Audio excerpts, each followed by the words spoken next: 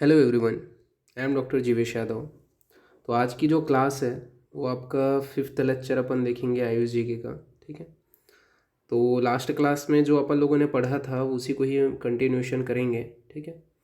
तो टाइम ना गंवाते हुए अपन सीधा टॉपिक के ऊपर आते हैं। तो आज की जो क्लास है उसमें अपन सबसे पहले बात करेंगे कि जो आपका आयुर्वेदा फार्माकोपिया समिति है वो क्या है, कब उसका जो है गठन हुआ, क्या क्या चीज़ें हुई, वो सभी चीज़ों को अपन यहाँ पे देखेंगे।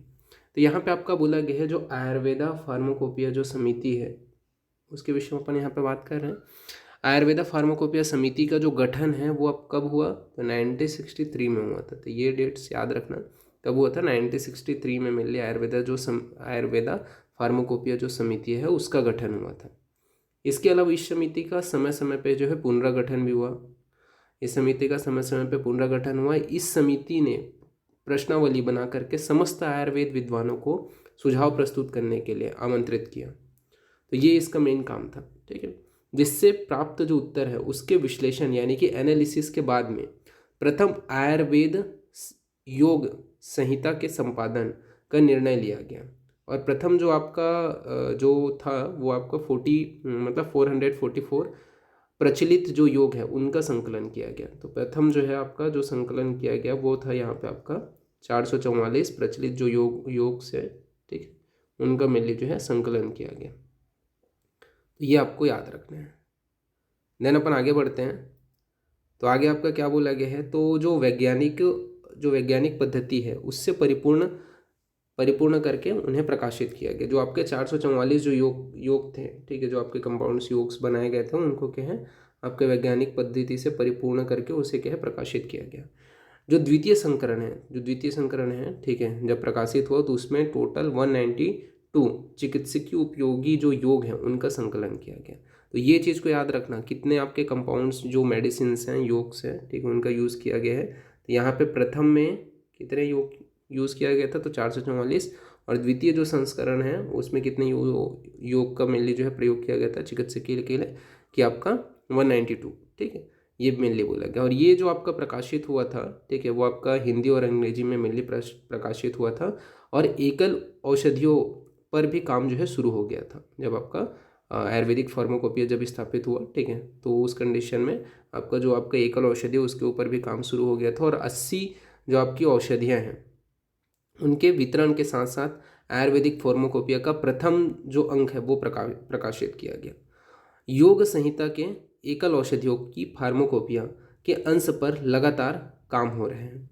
इसके द्वारा किए जा रहे काम जो है वो सराहनीय है। इसके द्वारा 400 से अधिक एकल दवाओं तथा 300 से अधिक जो आपके मोलिकुलर जो दवाएं हैं उनका फार्माकोपिया तैयार किया जा चुका है। तो 400 से भी अधिक एकल दवा, ठीक है, और आपका क्या है 300 से भी अधिक आपके जो मोलिकुलर जो दवाएं हैं, ठीक है, उनका क्या है आपका जो फार्माकोपिया है वो तैयार किया जा चुका है। तो ये चीज़ को भी आपको थोड़ा याद रखना है।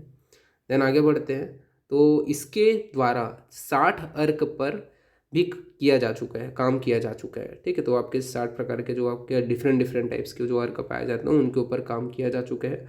फार्माकोपिया का डाटा ऑनलाइन उपलब्ध कराया जाता है। तो इसका जो डाटा होता है आप देख सकते हो, ऑनलाइन रहता है अधिकतर। ठीक है, इसके अलावा बोला गया है आयुर्वेद सिद्धि एवं यूनानी दवाओं के तकनीकी और लागूकरण मामले में फार्माकोपिया में निर्धारित पहचान, शुद्धता और उपयोगी प्रभाव के मानकों के आधार पर दवाइयों की प्रामाणिकता की जांच की जाती है। जिसके द्वारा जिसके लिए अपन क्या करते हैं, जिस कार्य के लिए केंद्र सरकार ने गाजियाबाद उत्तर प्रदेश में औषधि प्रयोगशाला की स्थापना की गई है। ठीक है, तो ये जो आपका जो फार्माकोपिया है उसके लिए जो आपका औषधि जो कार्यालय है वो कहाँ पे स्थित है, ठीक है, केंद्र सरकार ने कहाँ पे स्थित किया है प्रयोगशाला को, तो गाजियाबाद उत्तर प्रदेश में मेनली जो है स्थापित किया है। तो ये चीज़ को आपको याद रखना है। देन अपन आगे बढ़ते हैं। तो यहाँ पे बोला गया आयुर्वेद के मानकों को विकसित करने और उनकी उपयोगिता के साथ में क्रियान्वित करने के लिए यह ही बहुत ही ज़्यादा जो है मददगार तथा कम जो है आपका ये बोल सकते हैं कम साबित हो गया है। ठीक है, ये बोल सकते हैं इससे न केवल आयुर्वेद की औषधियों की गुणवत्ता सुधार हुआ है, बल्कि जो भारत है उसमें जो भारत है, ठीक है, उसको क्या है आयुर्वेद की दुनिया में अब कोई भी जो है चोरी नहीं कर सकता। मतलब ऐसा होता था ना, क्या होता था, आपने पढ़ा है, रिसर्च स्टैटिक्स पढ़ा है या फिर कई वो ऐसे होते थे, बहुत सारी दवा होते थे, जैसे कि आपका हल्दी हो गया, ठीक है। हल्दी जो है आपका आयुर्वेद में पहले से बताया गया है मेडिसिनल प्लांट है, ठीक है। तो उसको क्या है, चोरी कर लिया जाता था। कई लोग जो है उसका मतलब उसको पैटेंट करा लेते थे कि हाँ ये यूजेस है। तो ये जब आपके स्थापित हुआ ना जो फार्माकोपिया, उसके बाद में कोई भी जो आपके आयुर्वेद की जो दवाएं हैं उनकी चोरी नहीं कर सकते हैं। तथा आयुर्वेद जो वैज्ञानिक है, ठीक है, उन्होंने औषधि के जो मानकों को अंतर्राष्ट्रीय स्तर पर पहचान पहचान दिलाने में सफलता मिल सका, ठीक है। जो आयुर्वेद के जो मानक है उनको अंतर्राष्ट्रीय इंटरनेशनल लेवल पे जो पहचान दिलाने में मेनली जो है सफलता प्राप्त हो चुका। तो ये मेनली यहाँ पे बताया गया, तो इसको आपको याद रखना है, ठीक है। कभी स्थापना हुई, क्या क्या चीज़ें हैं, वो उसको आपको थोड़ा सा अच्छे से याद रखना है। देन थोड़ा आगे बढ़ते हैं, तो यहाँ पे आपका राष्ट्रीय औषधि पादप बोर्ड के बारे में बताया गया, यानी कि नेशनल मेडिसिनल प्लांट बोर्ड के बारे में अपन बात करते हैं। ये भी इंपॉर्टेंट है, इससे आपके एग्जाम में शायद क्वेश्चंस आए हुए थे, ठीक है। तो अपन बेसिक, देखो मैं पूरा जो आपको पढ़ा रहा हूँ एकदम बेसिक से पढ़ा रहा हूँ, तो इसको थोड़ा आपको ध्यान रखना है कब कहाँ कहाँ पे क्या क्या चीज़ें घटी हुई है। इसका मैं नोट्स भी आप लोग को अवेलेबल कराऊंगा जो अभी अपन पढ़ रहे हैं उसको, ठीक है, प्रॉपर। तो अभी यहाँ पे अपन बात कर रहे हैं नेशनल मेडिसिनल जो प्लांट बोर्ड है, ठीक है। तो यहाँ पे आपका बोला गया है आयुर्वेदिक औषधियों में घटक द्रव्यों के रूप में उपयोग में आने वाली वनस्पतियों की प्राप्ति के लिए इसकी अधिक मात्रा में खेती तथा इसके संग्रह के लिए इनकी उपलब्धि की स्थिति पर जो ध्यान है वो 1986 से स्टार्ट हो गया था, ठीक है। आपका बात करें तो 1886 वर्ष में सर्वाधिक ध्यान दिया गया था। और मतलब ये बोला गया है कि इस विषय पर जो आपका जूनागढ़ है, कोयम्बटूर है, नैनीताल है, गुवाहाटी है, ठीक है, आपका जो क्षेत्रीय गोष्ठी है, ठीक है, जो क्षेत्रीय जो गोष्ठी है वहाँ पे इसके अलावा आपका जो नई दिल्ली है उसमें राष्ट्रीय गोष्ठी, गोष्ठी मतलब क्या होता है, जो आपका सभा वगैरह का जो आयोजन किया जाता है, बैठक वगैरह जो बुलाते हैं, ठीक है, उसका आयोजन किया गया। तथा पर्यावरण, वन, कृषि एवं वैज्ञानिक एवं तकनीकी मंत्रालय एवं आपका यहाँ पे ये बोला गया है कि कृषि विज्ञान तथा तकनीकी मंत्रालय व कृषि विश्वविद्यालय आदि का इस कार्य में सहयोग लिया गया। तो ये जो आपका है मेनली अपन जो प्लांट्स हैं, ठीक है, जिनके जो घटक द्रव्य हैं उनकी उपयोगिता किस प्रकार से वनस्पतिक जो आपके आयुर्वेद में इतने सारे जो मेडिसिनल प्लांट हैं उनकी उपयोगिता किस प्रकार से अपन कर सकते हैं, उसके लिए ये जो है नेशनल मेडिसिनल प्लांट बोर्ड की मेनली जो है स्थापना की गई, ठीक है। और इसमें जो है आपका जो विश्वविद्यालय, कृषि विश्वविद्यालय से लेकर के जितने भी आपके तकनीकी मंत्रालय हैं उनका मेनली सहयोग लिया गया। ये चीज़ को आपको याद रखना है। इसके बाद में यहाँ पे ये बोला गया है कि जो वनस्पतियों की खेती के लिए प्रोत्साहन करने के लिए आर्थिक सहायता देने की योजना का क्रियान्वयन भी किया गया। तो ये भी क्या है, मेनली क्या था इस पादप बोर्ड का कि जो आपके मेडिसिनल प्लांट है उनकी ज़्यादा से ज़्यादा खेती हो सके, ठीक है, उनका ज़्यादा से ज़्यादा अपन यूज़ कर सके, देख सकें क्या क्या चीज़ें हैं। तो ये मेनली आर्थिक सहायता भी प्रदान करने का काम किया योजना की सहायता से।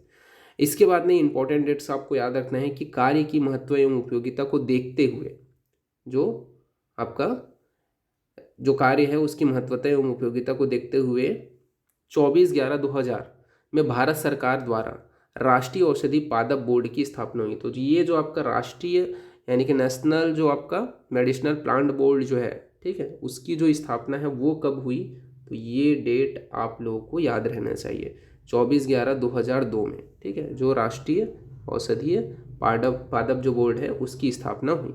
ये डेट आप लोगों को याद रहना चाहिए।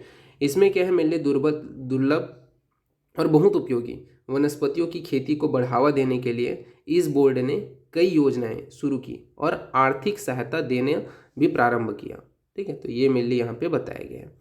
इसके बाद में बोला गया है कि 80 औषधि पादपों की खेती और उत्पादन को बढ़ावा देने के लिए वैज्ञानिक संबंधित विवरणों की पुस्तकों को प्रकाशित किया गया। राष्ट्रीय बोर्ड के सहयोग से औषधि पादप बोर्ड की स्थापना हुई। तो राष्ट्रीय जो पादप बोर्ड है, ठीक है, उसके सहयोग से औषधि पादप बोर्ड की स्थापना अनेक राज्यों में की गई। तथा वनस्पतियों के सार्वजनिक स्थल जैसे कि कौन से आपके विद्यालय हो गए, ठीक है, स्कूल्स वगैरह हो गए, ग्राम पंचायत हो गए, उनमें लगाने के लिए तथा आर्थिक अनुदान की योजना भी प्रारंभ की गई जो आपके मेडिसिनल प्लांट हैं उनको लगाने के लिए। तो ये यहाँ पे बताया गया। तो इसका ये जो डेट है वो आपको अच्छे से याद रखना है, ठीक है। देन अपन आगे बढ़ते हैं, तो इसका पता भी यहाँ पे आपका बताया गया है। क्या है पता, तो वही है आयुष मंत्रालय, भारत सरकार, नई दिल्ली, कमरा नंबर 309, ठीक है, तृतीय तल, ऐसा करके आपका मैं यहाँ पर डिटेलिंग भी लिख दिया हूँ, ठीक है, कि आपको एक ऐसा होता है ना कभी कभार एक थोड़ा सा आप याद रखो, ठीक है, एकदम कॉमन सेंस वाली बात है कि हाँ ऐसा यहाँ पे स्थित है, ठीक है, तो उस वजह से मैंने यहाँ पे वो डिटेलिंग लिख दिया। फिर अगला जो अपन पढ़ने वाले हैं वो है 6 पॉइंट, ये बहुत इंपॉर्टेंट है, इससे आपके 2021 में क्वेश्चंस आ चुके हैं, ठीक है। ट्रेडिशनल नॉलेज डिजिटल लाइब्रेरी, तो ये आपको याद रखना है, जो आपका TKDL है।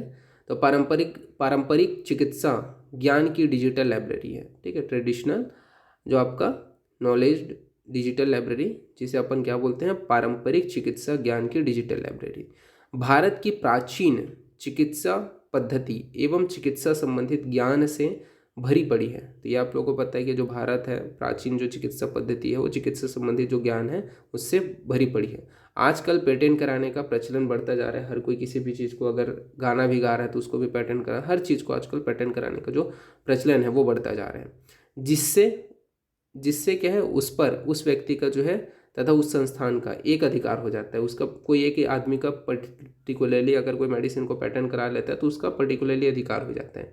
तो भारतीय चिकित्सा पद्धति में उपलब्ध ज्ञान को एवं आयुर्वेद में वर्णित जो वनस्पतियां हैं उनके ज्ञान को कुछ विदेशियों ने पेटेंट करा लिया था। अतः भविष्य में जो भारतीय ज्ञान, ठीक है, विज्ञान है, उसकी सामग्री को कोई भी व्यक्ति जो है या फिर जो कोई भी संस्थान है वो पेटेंट ना करा सके। अतः भारतीय पारंपरिक ज्ञान या भारतीय चिकित्सा पद्धति में उपलब्ध जो ज्ञान है उसको आयुर्वेद में जो वर्णित वनस्पतियों तथा चिकित्सकीय योगों को डिजिटल आधार पर पुस्तक के रूप में एकत्रित किया गया। ऐसा निश्चय करके भारत ने पारंपरिक ज्ञान अंकीय पुस्तक यानी कि आपका जो ट्रेडिशनल नॉलेज ऑफ डिजिटल जो लाइब्रेरी है उसकी स्थापना की, जो सूचना एकत्रीकरण उपकरणों और पारंपरिक ज्ञान संसाधन वर्गीकरण में मिलने के मदद करता है। तथा ये जो है पेटेंट आवेदन प्रारूप है, ये मतलब मदद करने के साथ साथ पेटेंट आवेदन प्रारूप और स्थानिक भाषा में जानकारी भी उपलब्ध कराते हैं। जो आपका TKDL है उसकी स्थापना वैज्ञानिक एवं औद्योगिक अनुसंधान परिषद तथा विज्ञान प्रौद्योगिकी मंत्रालय एवं आयुष विभाग के सहयोग से सन 2000 में स्थापित की गई। तो ये डेट आप लोग को याद रखना है। जो आपका ट्रेडिशनल नॉलेज ऑफ डिजिटल जो लाइब्रेरी है उसकी स्थापना मेनली जो है जो आपका 2000 में स्थापित किया गया, ठीक है। किसकी सहायता से, तो मेनली जो वैज्ञानिक एवं औद्योगिकी अनुसंधान परिषद, विज्ञान प्रौद्योगिकी मंत्रालय और आयुष विभाग के सहयोग से। तो ये आप लोग को थोड़ा याद रखना है, ठीक है। देन आगे बढ़ते हैं। तो आगे बोला गया है इसका उद्देश्य था कि भारतीय चिकित्सा एवं पारंपरिक ज्ञान को अनैतिक पेटेंट एवं जैव वैज्ञानिक चोरी से बचाया जा सके। तो मतलब वही है कि कई लोग गलत तरीके से, जैसे मैंने हल्दी के एग्जांपल दिया, ठीक है, तो वो क्या अनैतिक पेटेंट के अंतर्गत आ जाएगा, तो उस चोरी को बचाया जा सके। हमारे देश का पारंपरिक ज्ञान ज़्यादातर संस्कृत में है, उर्दू में है, फारसी में है और आपका बोल सकते हैं कि तमिल भाषा में उपलब्ध है। इसे जो है 5 अंतर्राष्ट्रीय अंग्रेजी, फ्रेंच, जर्मन, स्पेनिश और जापानी भाषा में अनुवादित किया गया है तथा डाटाबेस तैयार करने के लिए आज सैकड़ों आयुर्वेद, यूनानी आदि के औषधि सूत्रों को, योग के आसनों को डाटाबेस में डाला जा चुका है तथा यूरोपीय जो patent office, United Kingdom trademark patent office तथा United State patent and trademark office आदि अंतर्राष्ट्रीय पेटेंट कार्यालयों से समझौता किया जा चुका है, जिससे वह किसी को भी पेटेंट की मंजूरी देने से पहले क्या होता है, अगर ये जो आपके यहाँ पे मेनली अगर कोई भी चीज़ को अगर पेटेंट कराना है तो आपको क्या है, ये मेनली ऑफिस में आपको एप्लीकेशन देना पड़ता है। तो क्या करता है, अगर आप किसी मेडिसिन के ऊपर पेटेंट करा रहे हो तो ये क्या करता है, चेक करता है, ठीक है, आपका जो traditional knowledge of digital library है उसके डाटाबेस में अगर आप उसको ये चीज़ें, अगर जो पेटेंट कराने वाला है कोई मेडिसिन को, अगर उसको वो चीज़ें ये traditional knowledge of digital library में मिल रहे हैं तो उसको क्या है, मंजूरी नहीं देता है, ठीक है। ये चीज़ यहाँ पे बताया गया। फिर बात करते हैं राष्ट्रीय संस्थानों का परिचय। अब यहाँ पे आपका जो है अगला जो पॉइंट है उसके ऊपर आते हैं। जो आपके अलग अलग जो राष्ट्रीय संस्थान हैं जैसे कि अय्या हो गया, इनके बारे में अपन थोड़ा सा पढ़ लेते हैं, इनकी स्थापना कब हुई थी, ठीक है। तो उनको मैंने पहले भी पढ़ा दिया था, ठीक है, बट यहाँ पे थोड़ा सा एक्स्ट्रा नॉलेज के साथ में मैं आप लोग को पढ़ा रहा हूँ, तो प्रीवियस लेक्चर्स को तो आप देखिएगा, ठीक है। साथ ही साथ अभी जो मैं बोल रहा हूँ वो भी थोड़ा ध्यान रखिएगा। तो अखिल भारतीय आयुर्वेद जो संस्थान है, ठीक है, जो आपका यह है अखिल भारतीय आयुर्वेद जो संस्थान है उसकी स्थापना कब हुई, तो 17/10/2017 को मेनली ये जो है स्थापित हुआ था, ठीक है। तो ये चीज़ को आपको याद रखना है। इसके बाद में अपन बात करें तो मई 2000 में स्वर्गीय जो अटल बिहारी वाजपेयी के समय इसका पहला प्रस्ताव आया था। यह आयुर्वेद चिकित्सा एवं आयुर्वेद शिक्षा का उच्चतम स्थान है। सन 2009 से इस संस्थान में मरीजों का जो इलाज है वो प्रारंभ हो गया था तथा सन 2014 में यह संस्थान बना था। इसका पहला जो उद्घाटन है, ठीक है, अक्टूबर 2010 में हुआ था तथा 2017 में तत्कालिक जो प्रधानमंत्री हैं, जो आपके तत्कालिक जो प्रधानमंत्री हैं यानी कि श्री नरेंद्र मोदी जी, उन्होंने इसका क्या है पुनरुद्घाटन किया। ठीक है, तो ये यहाँ पे ये चीज़ों को थोड़ा सा इसका हिस्ट्री को भी याद रखना। इसके अलावा इस संस्थान में पीएचडी आयुर्वेद में, इसके अलावा एमडीएमएस जो आयुर्वेद है, पंचकर्म जो टेक्नीशियन का जो कोर्स है, इसके अलावा हॉस्पिटल एडमिनिस्ट्रेशन डिप्लोमा कोर्स संचालित होते हैं। इस संस्थान में टोटल 200 बेड हैं, 200 बेड का अस्पताल है, 12 क्लिनिक्स हैं और अलग अलग विभाग में जो है रिसर्च लैब तथा पंचकर्म की सुविधा उपलब्ध है। इसका भी यहाँ पे मैंने डिटेल पता वगैरह भी यहाँ पे आप लोग को लिख दिया है कहाँ पे है ये चीज़ को। ठीक है, क्या कल अखिल भारतीय आयुर्विज्ञान जो संस्थान है, बहुत लोग घूम के भी आ चुके होंगे आप लोग, ठीक है, देख के भी आ चुके होंगे कितना अच्छा है। मथुरा रोड आपका, गोमतीपुरी, सरिता विहार, दिल्ली, ये मेनली यहाँ पे बताया गया है, तो ये आपको याद रखना है। ठीक है, फिर उसके बाद में अपन बात करते हैं राष्ट्रीय आयुर्वेद संस्थान जयपुर। तो ये इसके बारे में भी आप लोगों को बहुत लोगों को पता है, तो इसका भी थोड़ा सा देख लिए रहते हैं क्या क्या चीज़ें हैं। तो 7 फरवरी 1976 को स्वास्थ्य एवं परिवार कल्याण जो मंत्रालय है भारत सरकार द्वारा राजस्थान सरकार के सहयोग से राष्ट्रीय आयुर्वेद जो आपका राष्ट्रीय आयुर्वेद संस्थान की स्थापना की गई थी। राष्ट्रीय आयुर्वेद संस्थान भारत में आयुर्वेद से संबंधित प्रशिक्षण, इसके अलावा आपका क्या होता है अनुसंधान, जो आपके रिसर्च हैं उसका सर्वोच्च संस्थान है। यह संस्थान एक स्वशासित संस्थान है जो कि आयुष मंत्रालय भारत सरकार के अधीनस्थ तथा जो राजस्थान सोसाइटी के रजिस्ट्रेशन एक्ट 1958 के तहत पंजीकृत है। तो ये किस एक्ट के तहत मेनली जो है पंजीकृत है, तो ये थोड़ा याद रखने वाली बात है। ठीक है, 1950 एक्ट यानी कि जो आपका राजस्थान सोसाइटी रजिस्ट्रेशन एक्ट 1953 के तहत ये जो है इसका रजिस्ट्रेशन किया गया है। इसके अलावा राजकीय आयुर्वेद कॉलेज जयपुर का विलय इस संस्थान में मिली जो है मतलब इस संस्थान में विलय करके इसे स्थापित किया गया। प्रारंभ से ही राजस्थान में आयुर्वेद की जो शिक्षा है, चिकित्सा है, इसका गौरवपूर्ण आप लोगों को इतिहास देखने को मिलता है। यहाँ के जो राजा थे वो अपने अपने राज्य में संस्कृत एवं आयुर्वेद के अध्यापन के लिए विद्यालय स्थापित करके रखते थे। राष्ट्रीय आयुर्वेद जो संस्थान है वो लगभग ये बोल सकते हैं कि 145 वर्ष से परंपरा से जुड़ा हुआ है। सन 1865 में आयुर्वेद विभाग महाराजा संस्कृत कॉलेज जयपुर में प्रारंभ हुआ था, जो बाद में जयपुर परंपरा का स्कूल नाम से विख्यात हुआ।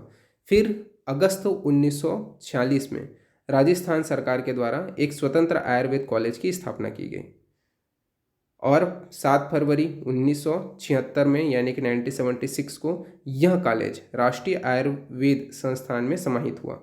यह संस्थान अध्यापन, प्रशिक्षण, अनुसंधान, मरीज की देखभाल आदि क्षेत्र में बहुत ही प्रभावशाली रूप से क्या है विकसित है, मतलब विकसित हुए हैं। वर्तमान में इस संस्थान का में निम्न पाठ्यक्रम संचालित है। तो वो पाठ्यक्रम आप लोग को वैसे पता है, बट मैंने यहाँ पे लिख दिया है कि BMS के टोटल 92 सीट्स हैं। MSMDs जो हैं, ठीक, उसके आपके 104 सीट्स हैं। ठीक है, और MD में कौन से हैं यहाँ पे वो जो है लिखा हुआ है, इसको भी आप देख सकते हो कि कौन से हैं। ठीक है, तो आपका अदक तंत्र, द्रव्य गुण हो गया, मौलिक सिद्धांत संहिता यानी कि आपका काय चिकित्सको मालभित्त पंचकर्म रोग निदान एवं विकृति विज्ञान, रसशास्त्र, भैषज कल्पना, क्रिया शरीर, रचना शरीर, स्वास्मृति। ठीक है, ये MDs हैं। MS में आपका प्रसूति तंत्र, स्त्री रोग, इसके अलावा आपका प्रसूति तंत्र एवं स्त्री रोग, शल्य तंत्र और शलाक्य तंत्र। PhDs के भी सीट्स हैं डॉक्टरेट के। ठीक है, 28 सीट्स हैं, जो सभी उपरोक्त जो 14 विषय हैं उसमें आपको कुल मिला करके आपको मिलने हैं। फिर बात करते हैं डिप्लोमा इन जो आपका आयुर्वेदा है, आयुर्वेदा नर्सिंग एंड फार्मेसी, इसके टोटल 30 सीट हैं।